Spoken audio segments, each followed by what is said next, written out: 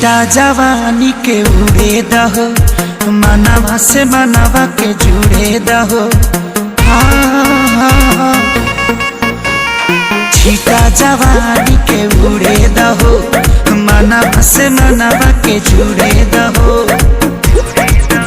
आज सुते दरिया तान के तान के तान के टूट जाए राजा जी, टूट जाए राजा जी पलंग सागवान के, टूट जाए राजा जी पलंग सागवान के।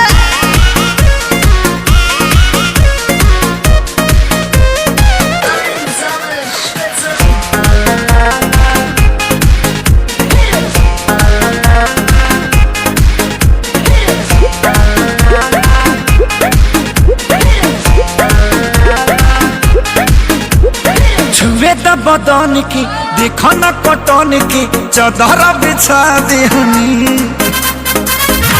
पलम जी मन पिघला देहनी, पलंग पर झुलुआ झुला देहनी। छुए द बदन की देखो न कटन की, चादर बिछा देहनी।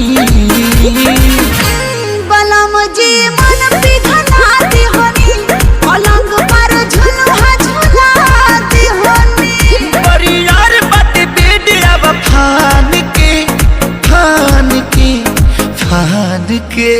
टूट जाए राजा जी, टूट जाए राजा जी पलंग सागवान के, टूट जाए राजा जी पलंग सागवान के।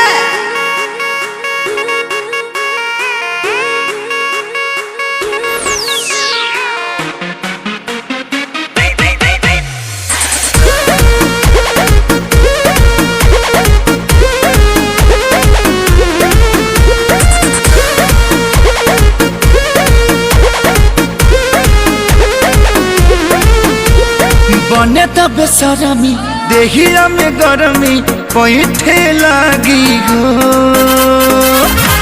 कमरिया ऐठे लागी हो, नस नस पैठे लागी हो।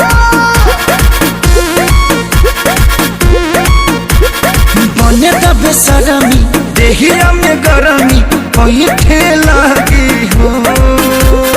ए कमरिया ऐठे लागी हो, नस नस पैठे लागी हो।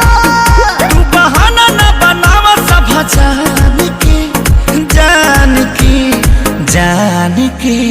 टूट जाए राजा जी, टूट जाए राजा जी पलंग सागवान के, टूट जाए राजा जी पलंग सागवान के।